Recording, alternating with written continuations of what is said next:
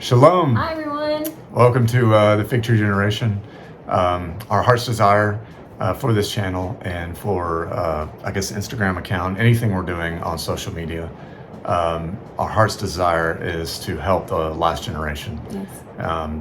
The generation that is the saints, the set apart ones, the ones that keep the testimony of Yahushua HaMashiach, our Messiah, the only begotten of the Father, the beloved, and who keep and observe the Torah, the ways of the Father, and the commandments. Those are the two things that set you apart, that are for the saints, the patience of the saints. That's in Revelation 14. Also in Revelation 12 and Revelation 22 or 20. 22. We shared those references enough for people to know. So truly, I mean, that's our desire, and we really, I guess we just really, we don't want any kind of selfish ambition or anything here. We don't care about that stuff. We really just want to help people, and honestly, that's why we're doing this video today. Yes. Because we've had a lot of people reach out, mainly to you. People don't really talk to me as much anymore, but anyways, like, we've had a lot of people ask, what versions are you reading? Where are you getting some of this information? And some of these hidden books. There's so much, and just when I think that I've read, like, a lot of these hidden books that didn't make it into the canon, that men didn't decide would be in the canon. Just when I think I've read them, there's I find hundreds of others. They're literally, I mean, there's so much. There's so many. Yeah, for sure. And you, I think, primarily have shared on your account, on your Instagram account, which he does not like, but I'm so thankful that he is using this platform, because he is shining a light on so many of the hidden and removed texts that are scriptural, that have been that there's evidence that they did exist and they were removed. They speak of the Torah, and they speak of the testimony and of Yeshua. And so I think he has done it. The Ruach's really led you, I think, to share those things. While we are to expose, we've talked about exposing the fruitless works of darkness. I think we're also, on the flip side, we should be shining a light on the fruitful works of light. And that's the exact reason we're on social media. That's the only reason. It is. I like sharing recipes and stuff too. But she likes to cook. But it is the works of darkness all over the internet and all over social media, and we just want to be a light. There needs to be some light, because so many people are led astray from all the darkness that's going on. And I think there's a lot of Christian fiction going on in the world today too. There's a lot of books being published right now from men, and everybody that's written these books are men, right? But they existed. These men, some of them walked with Yeshua, or they spoke from the word of Yahuwah, and so those are the books that I would lend more credibility to than somebody who's writing from a modern day perspective, really. What you were saying though, Hasatan masquerades as an angel of light. So, like you said, Christian fiction, there's so much out there that seems right. And that's the best kind of lie, is a lie that has a bit of the truth. Because if it's got a little bit of truth in it, it's hard to find. It's hard to actually find what the truth is. It's hard to know. With lies. It's hard to know if you're being lied to or not. And so anyways, that's why we did this video today. We've got our books out in front of us right now. We're just going to kind of share all the scriptures that we have, and we're still collecting. I mean, I've got tons on my wish list, on my Nimrod Day list, my Christmas list, that I want, that's a touchy subject now in Torah right now, is that day, right? Well, not for Torah. Not really. Well, I don't know. Well, it seems like a lot, but anyways. Let's put a pin in that one. Anyways, but I think we want to share the resources. We don't celebrate Christmas, by the way, but, but I still have my wish list, I've got a bunch of books I really want. I call it Nimrus, like Nimrod, Christmas, Nimrus. Oh, that's what you meant. That's what I meant when I said Nimrus. All right. Nimrod, Christmas, Nimrus. Anyways, but we have been asked about just different Bible versions we read, scriptural texts, and so we both thought this would be great just to share. This is not an all-inclusive list. This is by no means to say that these are perfect at all, because we know that all the translations that exist out there, none of them are perfect. But, I think especially y'all's really given Jim a lot of opportunity over the last few years to just dig in and read so much of the canon. But then outside of the canon, it's like a whole new world of just complementary books and books that speak of the Torah and Yeshua. And they add such detail and depth to so much of the biblical history that we thought we knew, and then some. Yeah. So I think we'll jump right in and just kind of share the Bibles that we primarily use. Obviously, we've said this is kind of a disclaimer up front that if you haven't read the canon and if you're new to Torah, obviously that's where you should start. Yeah, we should all start in Torah. And by the way, even after you're starting, keep going back. Oh yeah, it should never. I mean, we're still reading in Torah right now through the Targum, but. And there's Torah portion studies out there. Yeah. There's a lot of, daily, I think Women's Daily Bread, or there's some really good resources out there. You could study the Torah your whole life, I think, and still not even scratch the surface. It's so deep, and it's meaningful because it's the ways of our Father. Yeah. I don't know about you. Well, I do probably know about most of y'all. Y'all want to know the ways of our Father. You want to know our Father, right? I desire to know Him, and I can't wait to be in the kingdom with Him.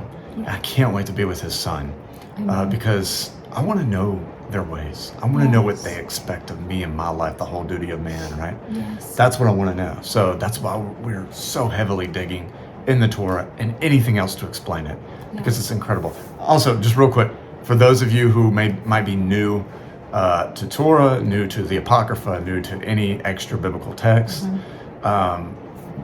anything, I know this is a big hang up for people because if it's not in the Holy Bible that we have, like the KJV or something like that, a lot of people are like, oh, we can't have that, and I know growing up, people all the time, no, you don't read those books because they don't speak of Yeshua, they're really bad, they're not inspired.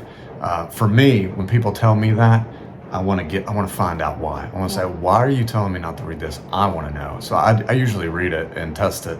But for those of y'all who have grown up like that, like we were, the Council of Nicaea, these are men who got together in the 300s, the 3rd century, and got the end of the 3rd century, got together and decided what your Bible was going to look like, decided what should be in it and what shouldn't be in it. And there were so many amazing books that were quoted by Yeshua, quoted by Paul, quoted by Peter, quoted by Jude, quoted by John. Yeah. My goodness, all through the Tanakh are mentioned, and they said no, we don't want these. And they weren't divinely inspired. That's the exact word. Verbiage that was used. They weren't divinely inspired. Yeah, and coming out of Christianity, coming out of these traditions of man, I don't know about y'all, but I don't want anything to do with. I don't want man deciding what my beliefs are. I don't want man telling me what to read and what not to read. I want Yah to tell me, and He has given us a rule book to test these things by. Right. So if we read these things, and if they're speaking about Torah, there's a good chance it's legit. If they're speaking about the testimony, it's a good chance it's legit. It's that verse, Isaiah 8:20, to the Torah and to the testimony. If they speak not of these things, it's because there's no light in them. Okay, so there's no light in these books. If they disregard Torah, I'm sorry, there's no light in them. If they disregard Yeshua to the testimony of the Word, which is Yeshua, they disregard that. There's no light in these books. And I think, so many Christians, we grew up on all these devotionals and things like that, but we say, no, don't ever read anything else that's another book that should have been in the Bible. That's heresy, I just open your mind. If you're new to this, open your mind to the fact that maybe there's something else to be read, and maybe something's being hidden from me. So, okay, let's start. Sorry, that was real quick. Well, you go ahead. You start. This is the so this is what I read right here. I don't really read this anymore. This version. This is a KJV. This is what I grew up in. I mean, let's see, that way. There are tons of, highlighted stuff and notes in there because when I first started coming to the truth, I grew up in this, and this is what I memorized. You memorized it too. We can quote KJV because that's what we grew up in, and I still love it, and I love it only because I love to disprove it now. Not disprove the truth that's in it, but disprove the bias in the text. The translators had a lot of bias. The word Easter's in here. They put Easter in Acts. Why did they do that? The word is actually Passover. Yeah. You've seen a number There's of so many examples, things. Miaton Sabbatone's another one. Saying this the first day of the week, which is what this text says, but is not what the original Greek, or even if you go back to the Hebrew. The Hebrew in the New Testament. Yes, the New Testament most probably was first written in Hebrew. I know we've learned it was all Greek. But we've had all the Gospels and all the New Testament texts except for Paul have come out in Hebrew. I'm still waiting on Paul, so maybe it's to be. I love Shaul. Delivered. I love Shaul. I think he's great. The longer I'm in Torah, the more I start to see Paul in a different light. And maybe I'm wrong, but and I think all these, just like I said, test all these books. Our Holy Bible, the things that were in this Bible, the KJV, things that were in this Bible were decided by man. Yes. Every book. Yeah, so. And I think you mentioned something very interesting when I was studying out the Apocrypha and just some of the history of it, that when they decided the books that would go in the canon, there were 66, right? 66, yeah. And they were divided into 6 sections. Yep. Well, the KJV, the 1611 KJV had the Apocrypha in it. It did. That's a good point. So I think just if you're KJV people only, at least open your eyes to maybe the Apocrypha should still be applicable because it was in the 1611 KJV. It was in numerous other texts, the Ethiopian Bible and the Geneva. The Geneves and then 1560 or something like that. Geneva, yes. Yeah. So it was in there, but in the 1800s, 1881, I think 1881, it was taken out. A lot of dispensationalists got together and said, "Hey, we don't need these anymore." Guess why they did it? The Torah is abundant in these texts. Yes. Actually, there are tons of prophecies of the United States, of Europe, things all through Second Esdras and Baruch. That to me is why they took it out. They didn't want you to know what's coming and what's in store for this nation. I don't know about you, but all through growing up in church, we were told that America's not in prophecy because the rapture is going to take us all out of here. That's right. I mean, I'm looking at this country right now, if I believed in a rapture, it's not. But anyways, go ahead. Well, no, so and we're going to come back to the Apocrypha too. But is this going to look at, I guess it'll come across the right way. So this is the Scriptures 2009. Before this, I moved away from the King James Version to the Christian Standard Bible about 5 years ago, I guess, and then moved on to the Scriptures. So the Scriptures, and I'm just going to read this because it does a much better job of it, just explaining what it is. It's developed by the Institute for Scripture Research. I think they're located in South Africa, maybe. But so here's what they do. So this particular translation, and I love, because this is what I just said, but they say this so well, that the reality is that the inspired word of the Almighty is not represented adequately in any translation or version made by human beings, right? But I mean, there's some iterations, I think, like this one, and then some others that you'll see that try to restore the names of Yahuwah, for example. So that's what they do. They restore the name of the Almighty to its rightful place in the text. So you'll see the Yod He Vav He. You'll see the actual Hebrew form of Yahuwah's name. Instead of the Lord or God. They'll use Yod He Vav He, which is or Elohim. I'm sure most of y'all know that it was taken out of the text 6,000 times. It was changed to Lord. Yes. So that's amazing when we first found the Father's name. It restores Yeshua Messiah's name, so it actually has the Hebrew form of Yeshua's name in there, which is the I don't know what it is, YWYH or something like that. It's got that. It's also got all the restored names of the books. So Genesis is Bere'Shiyth. So you'll see so many of the restored names of the names in general of the prophets, the patriarchs, just any name in here is restored back to its original Hebrew name. And this is important because this is the untouched language. Yes. During I love that. Yeah. During the Tower of Babel, this language was untouched. Yeah. Abraham was still speaking the same Hebrew.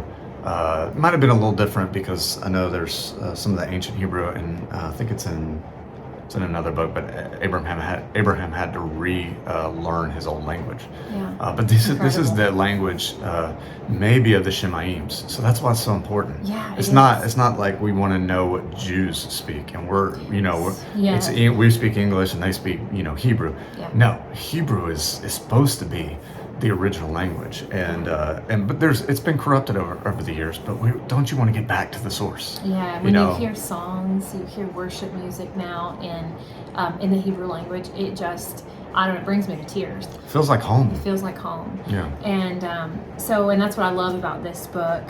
It also restores, they try to create a literal translation for key words, and they restore the meaning to so many words that, like in some of the popular translations, like church, glory, holy, sacrifice, soul. So for example, holy, you'll see kodesh. You'll see set apart. It's actually translating some of these popularized modern terms back to the original, definition of the Hebrew word. Yeah. And I love that so much more. And then it's actually reordered a little differently. So you have it reordered by the Torah, the Tanakh, then the Nabim or the prophets, and then I'm probably not saying any of this right, the Ketubim, which is the writings of basically the remaining books. It just has the 66 in it, but I think it's an excellent addition to, and I didn't get rid of my Christian Standard Bible, and he's not gotten rid of the KJV. It's so nice to actually sit when we do Shabbat studies. We sit and we'll take this along with the KJV and whatever else we're Targum, studying. the Cepher, all kinds of stuff. We just lay them out and we just start comparing it's side by amazing. side, and it's been incredible. And there's a lot of notes in here from, especially the Targum. Yeah, I mean, none of these we've read. translations are perfect, and I think that we've had a lot of questions of like what translation you use and Yeah. things like that. I mean, there's none of these are perfect, but I think it's good to have. it's good to compare and see. It's good to have a multitude. Yeah. We're never talking over each other. We only compliment each other. Okay. Go ahead with So that. no, you talk about the Cepher. Okay, So so this is the Cepher. This is a very good resource. It's very expensive. I got it for a present, but so probably a Christmas present. I think it was. Yeah. No, I don't know. I what it don't was. know. But it's the Cepher. What's amazing about the Cepher? It does have the restored names. But what's amazing about it, it has the Apocrypha in it. Explain what the Apocrypha is. That just means that's a Greek word for meaning hidden. Hidden, yeah. So it was for whatever reason they weren't deemed to be acceptable in many translations. And well, we spoke about why it wasn't in there. Yeah, but there were 13 books. There were roughly, I think, 13 books. I think that were part and I of. think the Cepher actually has a little bit more than the 13. They have some. They have some of the books that were found in the Septuagint. They have, is it Jubilees and Jasher that were in the Septuagint? There's like 6 other books that they have outside of the Apocrypha. Some were found in the Septuagint. Some are in the Dead Sea, the Qumran texts. Like Enoch Jubilees. If I'm not mistaken, Enoch was one of the two had 4 translations in the Qumran text, which is incredible. I mean that whether it's Enoch or Jubilees. Yeah. But some of these, I mean, man, these books are incredible. Yeah. And by the way, like we said, is it in Isaiah? It says precept upon precept, line upon line. Right. Here a little, there a little. I mean, we are supposed to start with the first precepts, and the first precepts are the Torah. So we said that at the beginning. Yeah. Start with the Torah if you haven't, and then venture into these other books. I know it seems amazing, and honestly, we probably ventured out into these other books before we saw Torah. Mm-hmm. Not that and maybe that's how the Ruach's leading you. If the Ruach's leading you to venture out in some of these books, but it's truly amazing to have a foundation in Torah, then go to these books, and then you see, oh my goodness, they were hiding something from us. Yeah. The Hasatan does not want you to be holy and set apart before the Father. Yeah. He wants you to be unclean all the time. So if you're not keeping the Torah, you're unclean before the Father. Your prayers are hindered.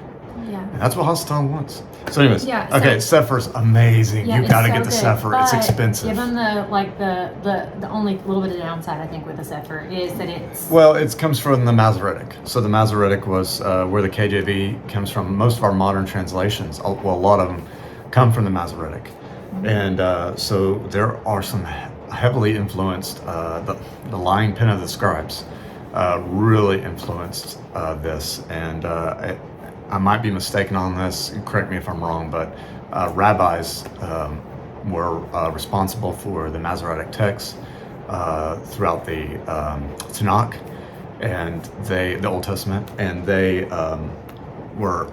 It seems like there was a concerted effort to hide Mashiach, Messiah. They were trying to hide the word, and that's obvious with the Targum. That's why we think the Targum predates the Septuagint and the Masoretic, because because the Targum, Targum has the word. Targum has all these amazing prophecies about Messiah that are missing in all our modern translations, and so that's the only downside about the Cepher. Also, Dr. Pigeon was the one responsible for the Cepher. I think he's amazing, but and maybe he's changed from last I saw. He's not does not believe in biblical cosmology, flat Earth, and these are things that are truly, evident in Scripture. I don't think NASA does not teach us about a firmament over our heads.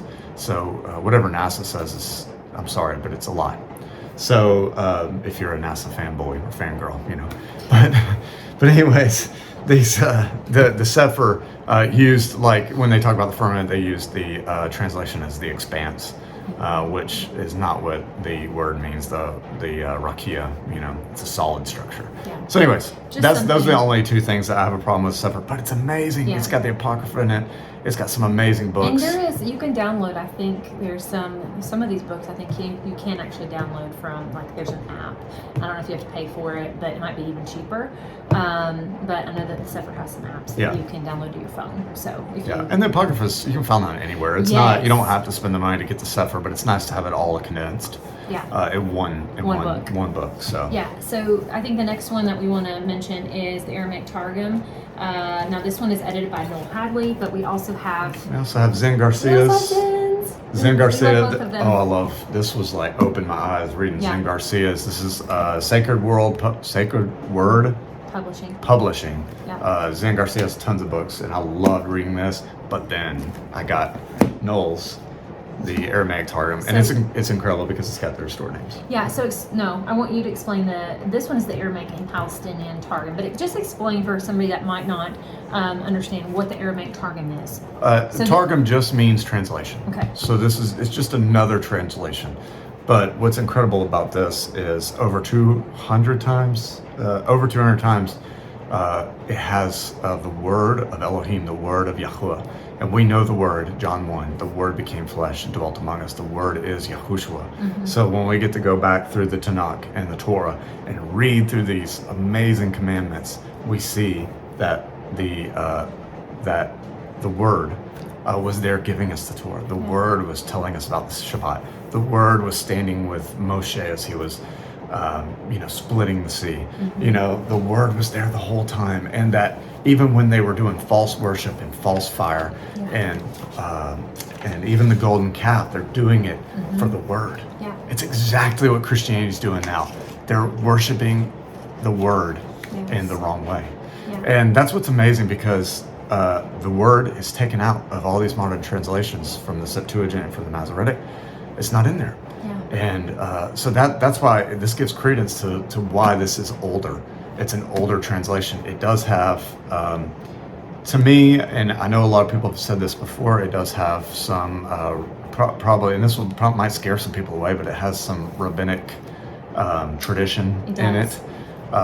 Which, just like with every translation, we have to test. And filter those things out with discernment. Exactly. And continue, and we don't, the thing is, there's a Torah sister, one of my, best friends, and we've talked about some of the things that don't make sense in the Aramaic Targum. And so these are the first 5 books. I should say that. This is the Aramaic Targum of the first 5 books, right? This is Genesis through Deuteronomy, I think. And there's a Targum for all the prophets, the Psalms, all the Psalms are amazing too. Yeah, we'll get to that. Yeah. But they're... we'll get to that. But anyway, so she and I have talked a lot about, like, some of this doesn't make sense. It feels more traditional, like what you said, more rabbinic. So those are just things that you have to, like I said, you have to filter out. You have to, take them to the Father in prayer, and ultimately come back to the Torah. Yeah. What does the Torah say? What does the Father's instructions say in terms of, celebrating feast days, wearing tzitzits. That's just one thing that's coming to mind because there's something in the Aramaic Targum about tzitzits that is, kind of goes a little further, if you will, in terms of how you're to wear them versus what you'll find in the Torah. So that's why everything should always come back to the Torah of the Father. Sure. I think read the Torah within modern translations first. I mean, maybe not. This is just my opinion, because I think you want a good foundation before going into the Targum, because there's a lot of things that are hard to understand. Yep. And and of course that's what they said about Yeshua. Like what you're saying is kind of hard to understand. What do you mean? And that's because they didn't have a good foundation. And it's really important too to know and to recognize, and you don't get this unless you have the Apocrypha. Yeah. But in First and Second Ezra, which is Third and Fourth Ezra, you have the story of how the Torah is being destroyed. So in the Babylonian siege, the Torah was destroyed, and Ezra's crying out saying, "Hey, what about these future generations that you're showing me? They're not going to know the Torah. What do I do?" And he ends up rewriting it. So none of these are the sapphire stones of the covenant that were on Mount Sinai. I wish we had those. And one day we will. They're inside the Ark of the Covenant, which Revelation reveals they're up in the Shemaim, third heaven, right now. They're not buried in the crucible cloud. They might be. Well, I don't know. Okay, that's a really cool subject because, they might be. Second Ezra does say they were hidden under the ground. But anyways, okay, or maybe first, I can't remember. But man, you got me off track. So none of these are the sapphire stones of the covenant. The second ones that Moses got from Yahweh. None of them. So we're all seeking and searching for that treasure, right? We are. And it truly is a treasure hunt, like you said in our last video. We're all trying to be kings and queens, Glory to the kings and queens. Is it glory? Honor. The honor. We've said this before. The honor of kings to search out the glory of Yahuwah. Yeah, whatever. Okay, you know the verse. you know the verse. If you've watched any of our videos, you know that there's a handful of verses that we love to quote. That mean a lot. Okay, so next one. I think, which one do you want to? There's quite we can talk about the Bere'Shiyth, which is a Cepher.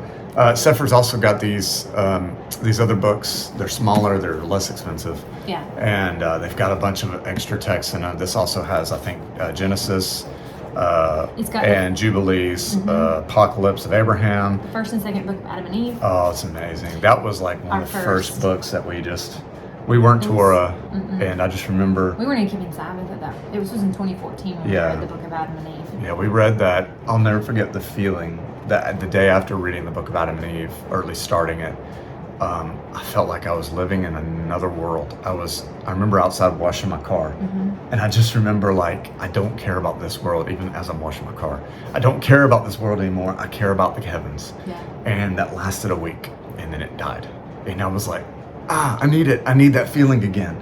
And man, Torah gave it to me. As soon as I found Torah, I found it. I haven't been able to get rid of it. But like you said earlier, it may be that seeing the truth in one of these books helps you understand some of the lies that have been told within the church or behind the pulpit, that there's a set of books and it is the holy the Holy Bible, and that is it, and everything else is heresy, Gnostic, whatever you want to call it.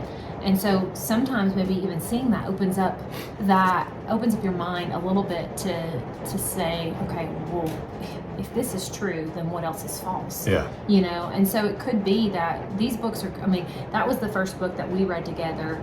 And then you continued to read, I think, more of the extra text of the. It just lit a fire when I read the book of Adam and Eve. It lit a fire under me, and that was. Yeah. It. After that, I just wanted more. I had to find it. And I had to keep relighting. I had to find out how to relight it. And man, that's the wise virgins right there, having oil in your lamps. You want to keep that lamp lit. I was reading the Gospel of Kailedy. It's incredible. And we'll get there. We'll get there, but it's incredible, and it talks about. I think that's what sparked this. It actually says the light in your lamp is the Torah. So I know there's a lot of people we've tried to. We know that, but Proverbs 6:23. Yes, we know that, but it was just another witness. And when you find those other witnesses, it's incredible. Okay, so this has got the Testament of the 12 Patriarchs, so good. Which is amazing. I mean, you have to read them. They're incredible. It's what led us to naming our third son. Levi. Testament of Levi, right? Yeah, the third son of Yaakov was Levi. Our third son is Levi. He's been dedicated to Yahweh. We've tried to keep him under Torah. He is not cutting his hair. So he is under jokingly, he's not drinking any wine and not cutting his hair, so he's under a Nazirite vow. So, but he is not V'd up. He is dedicated to Yah. He was circumcised on the 8th day, all of the things. Yeah. But it truly is. It's got Jubilees in it. Jubilees is incredible for understanding the calendar. Feast days. Jubilees is amazing. It helps you understand that the feast days were kept before Moshe gave them on Mount Sinai, or before Moshe gave them, or Yah gave them, I guess, rather, to Israel. Yeah, just it's a further witness that this Torah was forever. Correct. And it wasn't just given on Mount Sinai, it was re-given on Mount Sinai. Yeah, but but all of these books, I mean, this could be a little pricey, but all of these books, honestly, could be, you can find these in other texts too, as well. But this is just a nice one to have because it's all of it ties in basically all of the beginning, like the Genesis with the Jubilees. Did you say Jasher's in here? No, Jasher's not. No, Jasher's not. I don't think so. No. Jasher should be in here because Jasher's amazing too. It's within the Cepher. Yeah. But they have a bunch of them. They have like I don't know, 6 of them or so, and they're really good. They just have some extra stuff in them. And I'm currently going back and rereading the first book of Adam and Eve. I have not read the second one, and I cannot wait to finish the first to get to the second. Okay. You want to talk about Enoch? Because I think Enoch has been pivotal for you. And because Enoch talks about the 204 Sephirim, or books, that Yah told him in the scribes, or the scribes. I think it was like 50 scribes, right? Was that Ezra? Oh, was it Ezra? Sorry. You're thinking of Enoch 104, but 204. But it was Ezra. Yeah, Ezra wrote those, sorry. but Enoch does talk about the Sephirim that will be given to the wise in the end. Thank you. Yeah. This is why we Enoch use his 104. brain, not No. Enoch 104. So this is Enoch, right? Enoch. So this is by Zen Garcia. This is the collected works of Enoch. Yeah, collected works of Enoch. Zen Garcia. What's in that one? It's just got. Why would someone want to read that? Well, if you read Enoch and you want more, I would recommend going here. Now, I think requires some testing with all these because you have all these different versions of Enoch, things that have been passed down. Of course, I shouldn't have to say it requires testing because they all need testing. Yeah, but kind of go through. It's got the book of the Secrets of Enoch, which would be Second Enoch, if I'm not mistaken. It also has the book of Jubilees, if you want to read Jubilees a third time, It's got, so many. The Midrash, Kibra Nagas, the Armenian vision of Enoch the Just, the third book of Enoch. It's got this amazing, it's called The Account of Enoch the Prophet. It's that first one right there. It's incredible. It talks about the United States, which is so amazing. It's just a fragment that was found in the Qumran text, the Dead Sea Scrolls. It's incredible. So I would recommend reading that. And by the way, this is not an end all be all. We still have tons on our list we want to get. Yeah, that's why I said it's not an all-inclusive list. What next? This is another Zen Garcia book. I just got this recently from my soulmate right here. So I'm reading through the Maccabees because we're heading into that time of the Hanukkah and Feast of Dedication. Yeah. So understanding, I guess we're revisiting that this year, even though we've revisited every year about. We do that with the feast days. Not that that's a feast day. But I think every feast day we start reading more about the feast days, making sure we're reminding ourselves because we forget we're flesh. Yeah. What's the purpose of that feast day? Is there something we need to change? Is this a tradition? Is this something y'all wants us to do? Especially, only with Hanukkah do we ask those questions because we know that the the feast days of Yah, whether there's 7 or however many you want to count, I don't care. But the feast days of Yah mentioned in Leviticus 23 and throughout the Tanakh. But this is Zen Garcia Sacred Word Publishing. This is all the Maccabees, all the way to 8 Maccabees 8. That's incredible too. Yeah. Come here real quick and go through the Lost Scriptures because that is something Lost that Scriptures. didn't make it to the New Testament because this kind of maybe you should wait and tie that to the letter of Kailedy, but that's no I'll talk about this. This Lost Scriptures, I got this at like a bargain bin at Barnes and Nobles, like More than years, 10 years. more than 10 years ago. I mean, this was like one of the first ones I ever got. Let me see the copyright on it. Keep talking. It was like one of the first ones I ever got, and I actually haven't read it until recently. Yeah. In the last 2003. Yeah, the last few months I went back through it. Now, the only downside of this, it's got fragments of things like Clement. It's got some amazing verses in First and Second Clement, the homilies of Clement, which are incredible. But it's just got fragments of it. It doesn't have the whole book, and I will get the whole book of Clement, especially Clement, because Clement is all about the Torah. Yeah, and you can find that on Sacred Word Publishing's website as well. Yeah, and also Clement endorses Paul and Peter. So you have this guy who's a disciple of Peter telling you that Paul's great. You know, I'm gonna take his word for it, at least for now. So Clement is incredible. It's also got it's got so many other gospels. The Gospel of Thomas. I know people are gonna say that's Gnostic text. Don't read that. Believe me, I have a whole list of Gnostic texts here. And when someone says that's Gnostic, don't read it. That tells me I'm gonna read it and test it myself. I'm not listening to anybody. So. Yeah. And you have not like I won't books. listen to anybody, but I'm not going to listen to someone tell me not to read them. But I think you have read some books, and you'll maybe share that one at the end if you know whenever that cause you to maybe nothing that we shared at this point. Yeah. These are all at least from you need to go read these books for yourself. Yeah. But from what we've read, they're scripturally sound. Yeah. But I'm just saying you have read texts that aren't maybe so scripturally sound. And maybe conflict. Or contradict or question Messiah. Anyway, so yeah. So I'm if you're saying, even reading Clement, you find out in Clement, the homilies of Clement, there were two gospels being preached. One of a magician, Simon Magus, and one of Kepha was preaching the gospel of the kingdom, which was Torah. Which is funny. It's a Jewish Christian kind of idea. Yeah. And the other one was completely about Yeshua and no Torah, which is hilarious because that's where we're living in right now. But anyways, the reason this is amazing is what we were talking about this morning. Luke lets you in on a little bit hints at something. Yeah, a little bit of insight in the Luke 1, I think. Luke 1, and he says, while many have written and taken into account writing the Gospels, writing this knowledge, what we know of fulfilled. Yeah, not Yeshua. What we know about Yeshua, many have. I myself decided to write it, and that's what Luke's saying. So he's referring many as three other Gospels. So we know that many is not three. Many means numerous. I looked that up. There were so many other Gospels. Yeah. Well, here's one for example: the Gospel of Gamaliel. This is incredible too. Gospel of Nicodemus, Gospel of Thomas. There's so many. There's a Gospel by Peter. There's a Gospel, the Epistle of the Apostles. I mean, there's so many. I could go in here, and you get the infancy Gospels, all the infancy stories of Yeshua, which are just incredible. I mean, and I just read another Gospel. It's the Arabic Gospel.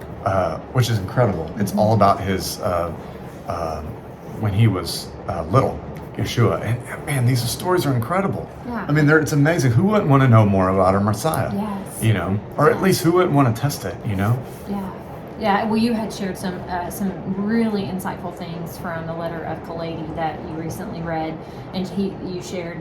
Gospel of Kailedy. Yeah, it's another gospel. I don't keep saying that letter anyways, yes, that, and you were talking to me about just these details of John the Baptist and Zechariah and Elizabeth and his life, and you get this. Oh, now I understand why he was, burly and while he was living in the woods. While he was living in the woods, you understand that, and we won't share that because it's for you to go search it out.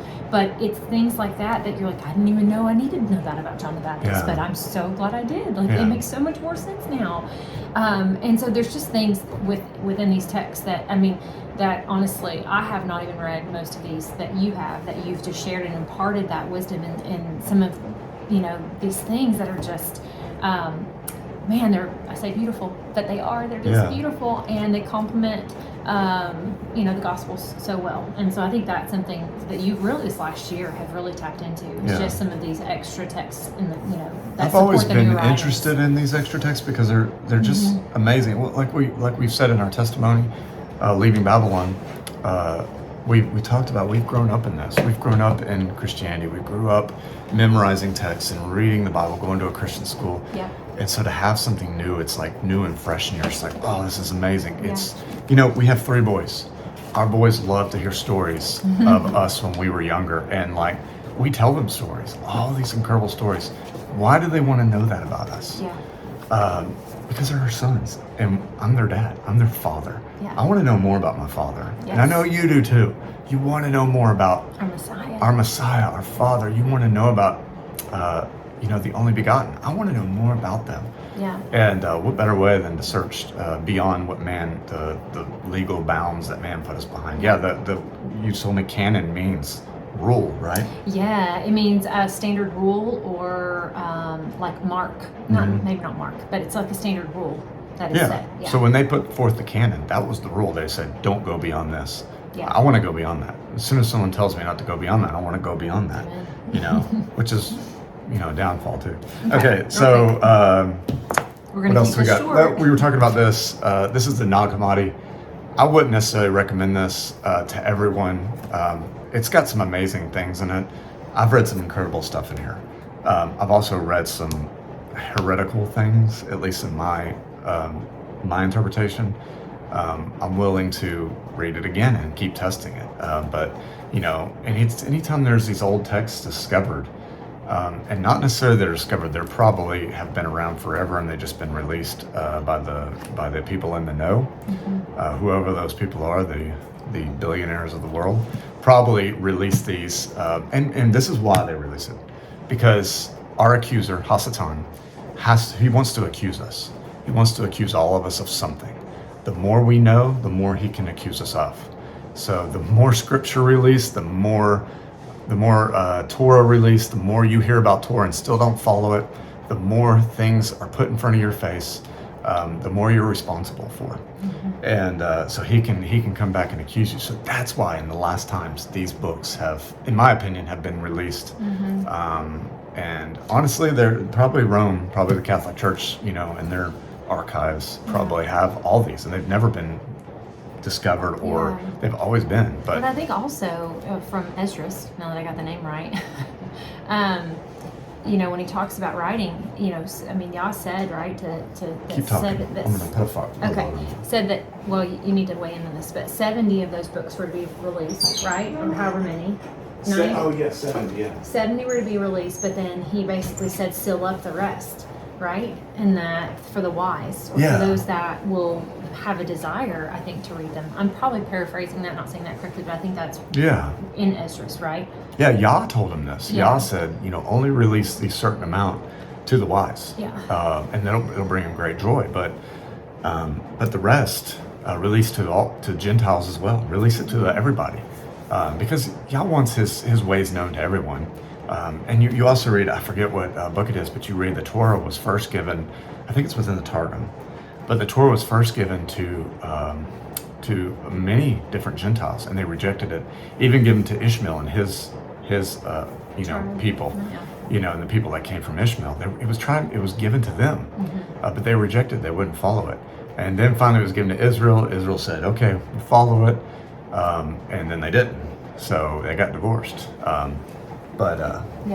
Anyways, what now? Nag Hammadi, read at your own risk. I think most of it's really good. Well, I wouldn't say most of it. Some of it is really good. Some of it's not good. But this book, I absolutely love this book. The Book of the Order of the Ancients. Again, Zen Garcia, Sacred World Publishing. Zen Garcia has tons of books. And Noel Hadley at Unexpected Cosmology has got a ton as well. This was written by Elijah, right?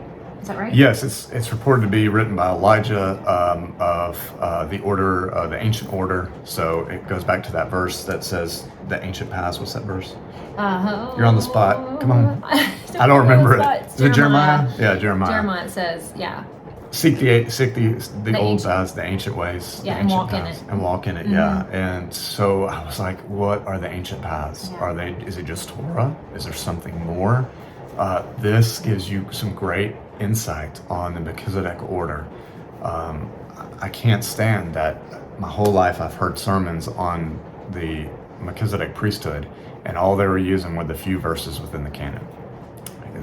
we shouldn't give sermons on Melchizedek priesthood and we don't know anything about it. Yeah. When you start reading this is incredible. And it really gives insight to the Acts church, how the Acts church always existed. Because Stephen tells you while he's getting stoned, he tells you the church existed in the wilderness. It's the same church that, by the way, the Melchizedek order is not some new order, it's not some new priesthood. It was always there, with Adam being your first priest king, and it just kept going. And it kept going. It was the order of the firstborn. And they all had to keep the ordinances of Elohim. They all had to do feast days. They all had to do that stuff. That was part of being in this order. You learn more about the school of Shem, the city of Enoch, and the city of Shalom.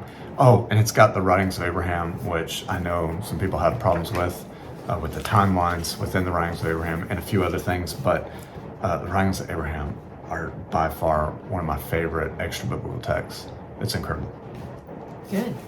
All right. Book of the Man, I'm Ordinations. losing my voice. I'm talking way too I know, much. we're gonna wrap it up. Well, yeah, we'll wrap it up. Okay, Testament of the Patriarchs. This is also Zen Garcia. This is an amazing book. It's got Got the 12. yes, it's got the Patriarchs. Testaments, Testament of the Patriarchs. It's got two of my favorite books in it. It's got the Testament of Abraham, and it's got the Testament of Job, and it's got Joseph and Asenath. Oh my goodness, it's got so many. Joseph and Asenath's amazing. It's got, oh my goodness, it's got so many. I'm just looking at it. The Ascension of Isaiah. If you have not read the Ascension of Isaiah, Yeah. should have put that like up there at the top, because I think that is absolutely. Well, Ascension Isaiah gives you the reason why Isaiah was sawed in half. He was sawed in half for the Testament of Yeshua. Well, and it's so it's kind of like reference maybe from this book, right? Who is it? Is it Paul? I think Paul. I think, or Paul or Jude. It's in the newer writings where it says, right? They talk about one of the prophets being sawed in half. Like, who was that? And where did it? It didn't come from the book of Isaiah. Ascension Isaiah tells you it's Isaiah. Yeah, but yeah, Testament of Job. It will blow your mind. I can't even say it complements the book of Job. I mean, it does, but it gives you so much understanding as to what was going on in Job's life, and the time that he was living in, and what I think led to Hasatan being able to basically use and accuse him, and completely strip him of everything. I've read it, and this book has helped me tremendously, in the last 6 months. I think it's been good for, what we've both been going through, but especially you. Yeah, just going through trials after trials and affliction after affliction. And this book was so encouraging to me. Testament of Abraham's amazing as well. And I'm just speaking on that because these two books, because I have just read them in the last 6 months. And Abraham actually gets brought up to heaven, and he gets to see, the weight of the soul, basically, the good works, but then also the sin, and how it's literally weighted on a scale. And it's just amazing. It's incredible. It also talks about seeing Yeshua as well, Yes. because Yeshua tells you that Abraham saw my day and was glad. Yes. What is he talking about when he says that in the Gospels? Where does that come from? And you see some of these things when he actually got to see Mashiach and was like, my people will be saved. It's incredible when by you the Son. Yes, and also the book of Adam and Eve. It talks about the angel of light, which the angel of light is referenced in. Isn't it Paul? I think Paul talks about the angel of light in the Corinthians, maybe. I can't remember. Yeah, we mentioned that too. He masquerades as the angel of light. Angel of light. Where does that come from? It's not referenced anywhere else, in the older writings, or it's referenced. It goes back to the book of Adam and Eve. And so, anyways, when you start reading the canon after you've read some of these other books, and then you just start. Yeah, and if y'all can read that, I don't know if it's backwards. If it's going to show up backwards on here. Backwards. If it's backwards, read it backwards. We are still going to provide the links.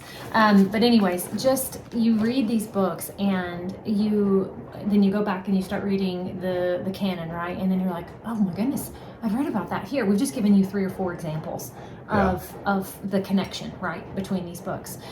Anyways, it's an excellent book. Also, this has the Odes of Solomon, which is pretty amazing if you are under the belief that maybe we are post-millennial reign, which is what I'm kind of leaning towards right now, that we are in the short season. That has to be waiting for the eighth great day. Yeah, that'll be in the next video. But Odes of Solomon is believed to be written during that time. It speaks as a past tense of Yeshua.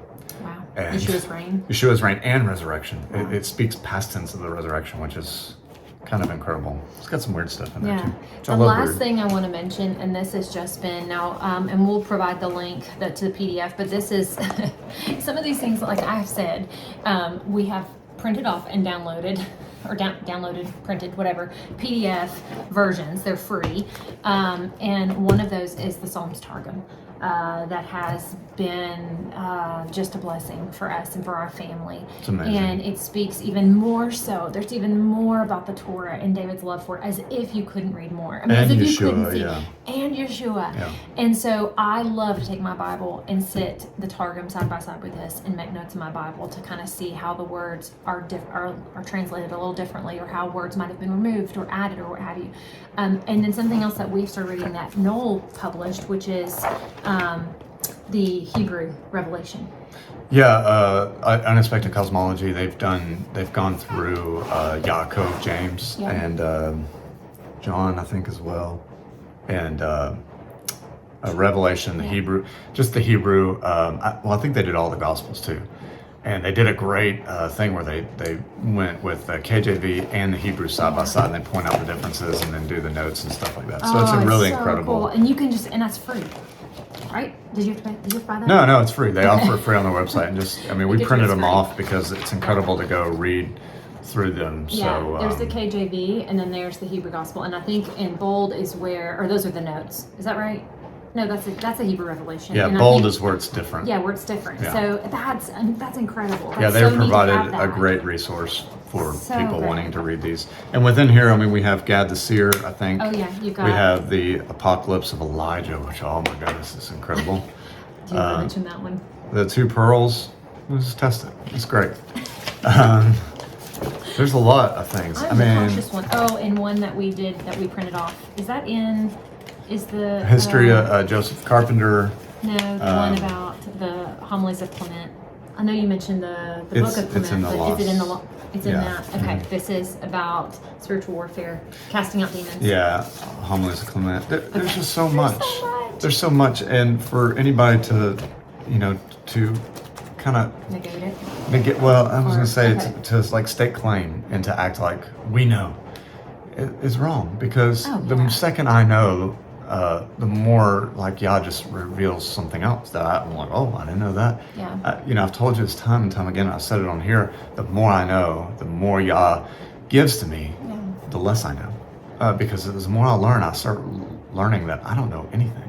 And I think, especially within the Torah community, because we've gained just a tiny bit of wisdom, we come at it like we know, and we know the truth. Like with authority. Yeah, with authority. Whether it be the calendar, whether it be Torah, whether it be following this law or that law, we don't know, and we just need to keep searching. And the great thing is we are on the same team. We're brothers and sisters, searching for Yah, searching His ways out. Yes. And that goes for Christians as well. People who might not believe in the Torah, they're still searching for His ways. Some of them. Yes. Not to say that we shouldn't call sin what sin is. Absolutely. We shouldn't. We shouldn't. What was I gonna say? I don't know. But anyways, we are here, I think, to support one another, to help encourage one another, to be there for one another. Like, let's learn together. Yeah.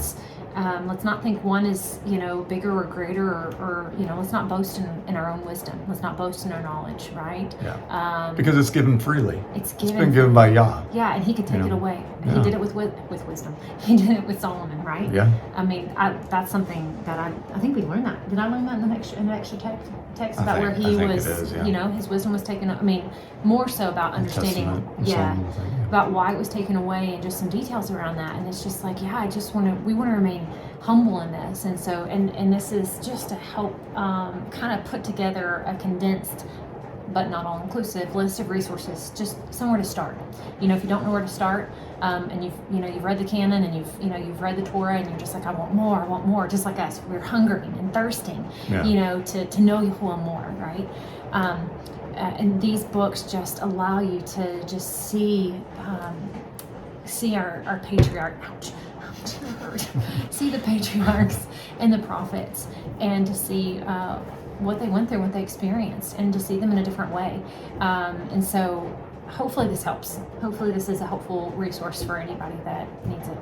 So I thought we were going to get on here and just do like a quick 20-minute video, so it's been an hour. Good So grief. thank you if you paid attention and you've stuck with us through the whole hour. And we'll see you on the next video. We're also going to leave a link to our Instagram, not because we care whether or not, but we share we share some more. You love sharing some stuff, and you can I love follow talking her. about clean eating and Everything. clean Yeah. recipes. I love talking about prepping for the Sabbath and making meals for the Sabbath and how we can help ourselves as women and mothers and wives, during our 6-day work week. So I love to share those things there, and you can see a little bit more of us. Yeah. So we'll share some links to our Instagram so you can find us, and also some links where to get these books. And like we said, this is for if you're new to this and you're trying to find. We've had a lot of people ask, like give us some resources for these things. What's your favorite? Yeah, we want to help you, and we want to show you.